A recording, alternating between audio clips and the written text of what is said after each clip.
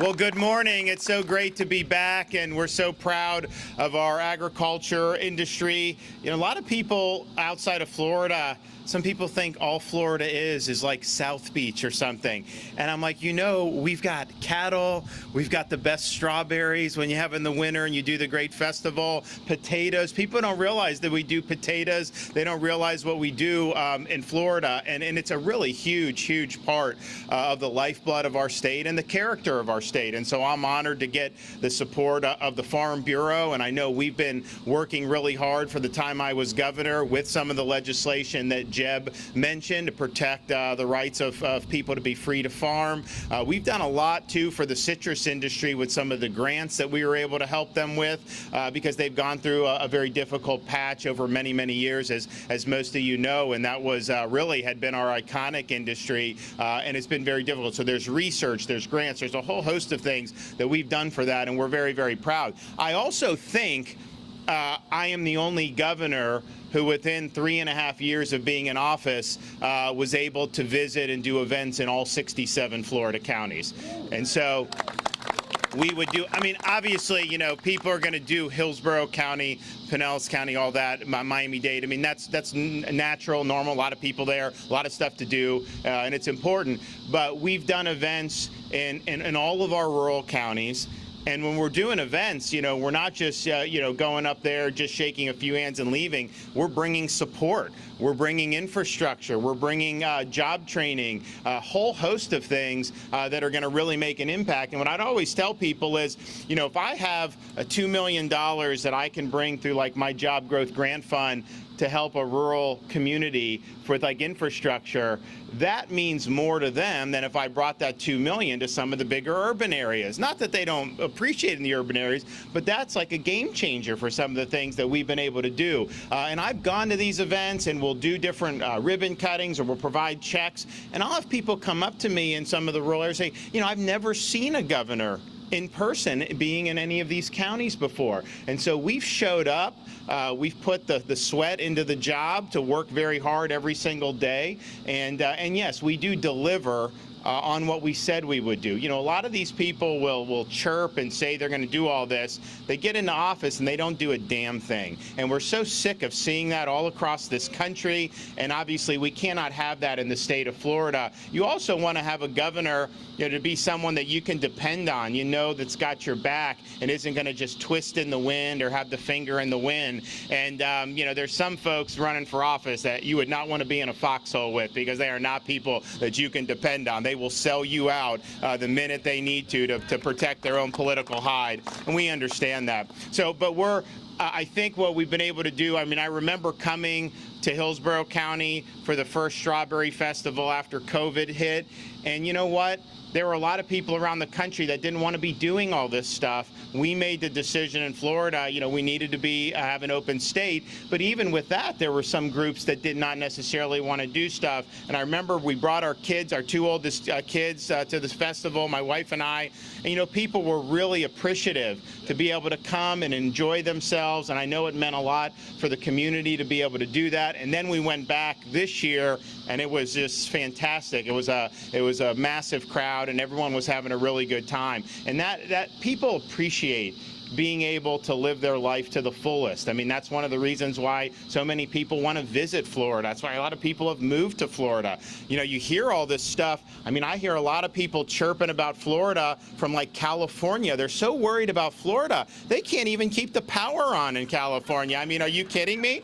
Someone told me that they will be able, once all the people that want to move to Florida move out of there, then maybe they'll have adequate power. But I mean, it's just ridiculous. And so, you know, we've been able to do that. Part of it, though, is just, you know, we stood for people's rights, we stood for people's freedoms, and obviously the state has done very well. We have more people employed in Florida than we did prior to COVID. And a lot of these other lockdown states still have not recovered. Our labor force has grown. And even with all that, you know, the unemployment rate being as low as it is, we have I mean, there's even more opportunities here. I mean, people in a whole variety of industry. We obviously are dealing with Biden inflation and what they were doing by printing trillions of dollars when they were warned that it would cause massive inflation. So now we have the highest inflation we've seen in almost 4 decades, and it's pinching people from everything from groceries to energy to housing, you name it. You're seeing everything going up. And those failed policies, you don't want to replicate those in the state of Florida. I mean, we're fighting back against those policies. We're fighting to give people relief from those policies. We just did the biggest tax relief in the history of the state of Florida in our most recent budget. We ended the fiscal year on July 1st with the largest budget surplus in the history of the state of Florida, $22 billion. No one's even come close to that in our history. And so we're now working on ways to help taxpayers, relieve the burden on all the things that's crushing us from Washington. And if you think about it, what have they done to try to address this? They're not doing anything to help it. They're making it worse. They passed this Inflation Reduction Act, which is going to have 87,000 new IRS agents. I can tell you they are not going after their rich buddies with that. They're going to go after you with that. They're going to go after people that can't afford to buy a fleet of accountants or hire a fleet of lawyers. They're going to go after people they know that the audit itself will crush them, and you're going to have to bend the knee to a very problematic agency. So that's what they're doing. And they also, in that bill, they impose taxes on gas and energy. Like, you're worried about this energy, and then you're taxing that. And, you know, you've had a lull over the summer because China's still doing these stupid lockdowns, and you have other things with the overall economy, but the supply of energy has not been solved at all. That is a demand signal that has gone down. They've basically pilfered our entire strategic petroleum reserve and selling a lot of it to China at a discount, if you can believe that. So what's going to happen, because they're not reversing course on their energy policy, you're going to see energy prices really go up probably by the end of the year, certainly into next year. And that's going to have an even more devastating effect on a lot of people that are trying to make ends meet. What else also going to exacerbate inflation is this: they say it may end up being $1 trillion for bailing out student loans and making taxpayers pay off loans. So, like, you know, I took out loans, I still have loans, I'm paying the loans, that's just my responsibility. Other people worked really hard to pay the loans. Other people decided to do other things so they wouldn't have to take out the loans. Other people just pursued other avenues in life and are going that way. So why impose that on the taxpayer when these universities have made a fortune off all this stuff? They raise tuition every year. Not in Florida. Our state universities, since I've been governor, no tuition increases at all. It's been a total freeze. It's affordable. You guys go out as a Florida resident, I mean, the average tuition statewide, you know, something like $6,200, $6,300 for college tuition. You can't find that anywhere else in this entire country. And then we have things like the Bright Future Scholarship that can knock all of that out, or majority of that out, depending on what you qualify for. So our view is, you know, we want opportunities for people for high post-secondary education, but it needs to be affordable. And going $150,000 into debt with a degree in zombie studies is not a good way to put yourself on a path to success. But the colleges have gotten away with this. They're producing people, not our universities, but some of these private universities around the country. You know, they're charging $50,000, $60,000, and they're producing graduates who are incapable of paying off their loans. And yet this Biden plan doesn't do anything to reform higher education. It doesn't put the colleges on the hook for any of this. They should be the ones to be paying for this. You know, Harvard has like a $45 billion endowment. A lot of these universities are like hedge funds now, where they have these massive endowments, and they pay no tax on their endowments. It's all tax-free, and it's all basically in service of enriching them and then having this loan burden be placed on all these students. And so people say if you do $1 trillion like this, and this is not me saying this, these are people who work for like Barack Obama as those economists in the White House are saying it's like pouring gasoline on the fire with inflation to do $1 trillion situation like that. And I just don't know, like, you have someone that maybe is a hairstylist, somebody that's a waitress, or somebody that is, owning and operating a small business. What does that mean for them? The estimate of I think it may have been one of the universities did a study. If it's $1 trillion, that ends up being about $6,000 for every taxpayer in the United States of America. Is that a bill that you want to pay? Is that something that's fair? Is that good policy? And all that will do is it will fuel the universities to double down on what they've been doing, because they're going to tell students, oh, yeah, take out more loans, because you're going to end up being able to just get it put on the backs of the taxpayer. And so the inflation, the policies that they're doing have precipitated this inflation. What they continue to do is exacerbating the inflation. And they'll say it's 7-8%, whatever. It isn't 7-8% at the grocery store. It's a lot more than that.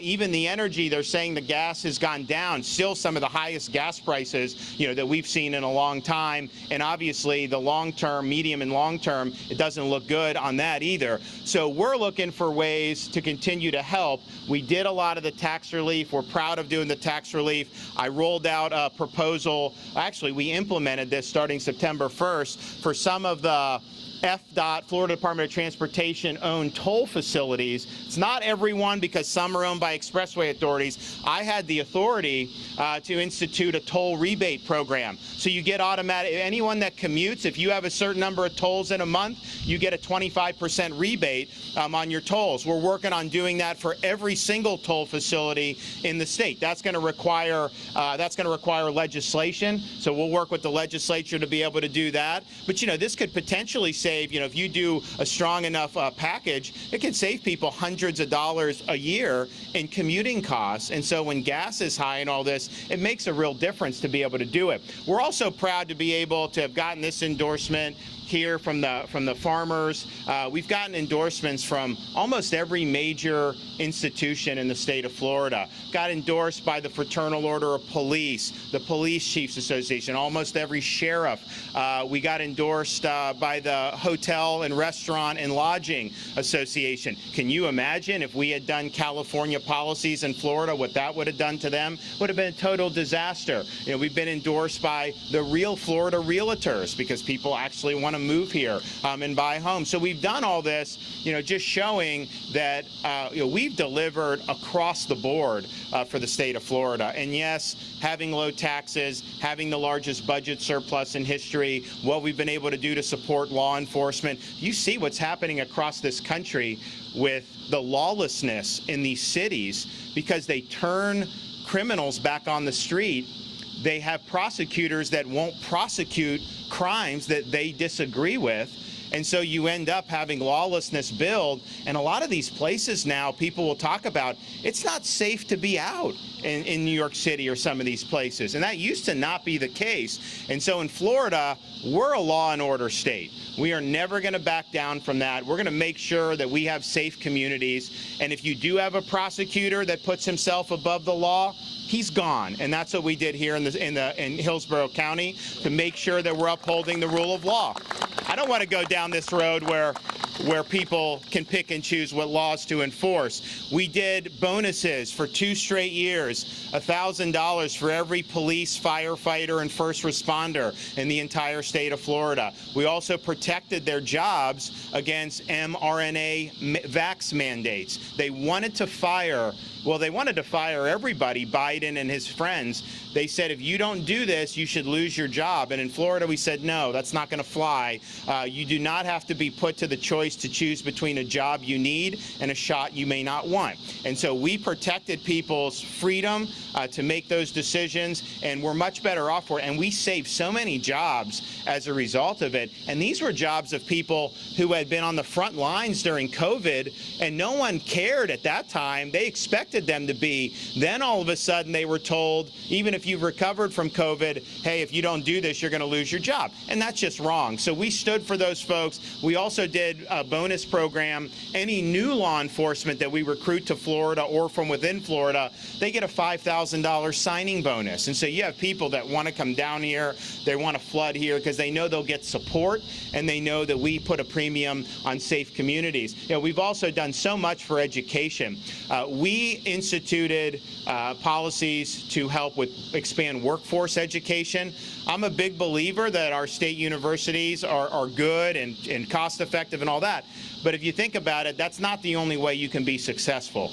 There are a lot of trades, there's a lot of core skills that if our students have that at a high school even, they're able to go and get very, very meaningful, gainful employment very, very quickly. And guess what? They don't have to go deep into debt to do it. So we're a big believer in workforce education. I said we would make Florida #1 in workforce education by 2030. We were in the bottom half of states. We're rocketing up that list. We're ahead of schedule, and we're going to make sure we do more on that. We've also done a lot to have important subject matters in the schools, like financial literacy. We expanded that requirement. We put double down on civics as being something that's very important to be teaching our students what it means to be an American, what the Constitution is all about, where our rights come from, the Bill of Rights, all these really important things we're now put a premium on, which we weren't before. We also delivered the biggest increase for teacher salaries in the history of the state of Florida. We have now a categorical provision in the budget, because, you know, when we fund education, the school districts kind of use it how they want. Well, we have a category say this has to go to raise teacher salaries. And so it's made a huge difference in Florida. And we went from 40,000 being the average minimum across the state to now 48,000 across the state. So that's a huge increase in just basically 2.5 years since we instituted the program. So we're proud of doing that. We also had more funding for schools than we've ever had, both per pupil and overall in the history of the state of Florida. And we are very, very insistent that the purpose of our system, our school system, is to educate students, not to indoctrinate students. And we believe in the rights of parents, that they have a fundamental role in the education and upbringing of their children, that they have a right to know what curriculum is being used in the schools, that they have the right to object if you have inappropriate material. And some of the stuff they're trying to get into these middle school libraries are really grotesque. You know, I'll see some of these corporate media outlets like talk about it, and they whitewash what's in it. They want to think that these parents are like crazy and that they're not being, and really they're objecting to things that are totally outside the bounds of what a young person should be having. And so we think it's important to arm parents with the ability to fight for their kids, to fight for a good education. And you should be, you know, you should know, I have a 5, a 4, and a 2-year-old, and so my wife and I look, and you know, we're obviously want our kids to grow up well. You turn on some of these cartoons even, and they jam all this stuff in there. And it's like, can't we just send them to school and just let them be kids? Why are you trying to jam transgenderism into first grade? Why are you trying to do some of these things? You know, and we did a bill to stop that, and we got criticized by the media and people on the left. But I'll tell you, parents understand that it's inappropriate to be doing that. And so we've stood by that 100%. And we're going to make sure that parents have the peace of mind knowing that their kids are being educated, but they're not some tool for somebody's indoctrination agenda. And it's very important that we continue to do that. So we appreciate the support. We look forward to being able to seeing you all over the next 60 some odd days as we continue to work hard for the people of Florida. Don't take anything for granted. I mean, we had a very close election in 2018. Had that election come out differently, this state would be in way, way worse shape. I don't think anybody would dispute that.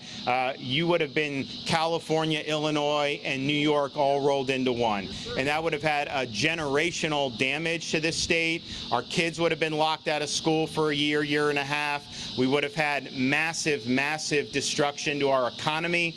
And it would have been something that would have been difficult to recover for. Understand, if they get their way in these elections, they want to do some of this stuff again. They want to impose mandates. They want to impose restrictions. They want to do these things that have been so destructive across the country. You look what they're doing in California. They're going to tell you you can't use energy at certain times. You can't have your thermostat. This will all come down the pike if it's something that we let it happen. So don't take anything for granted.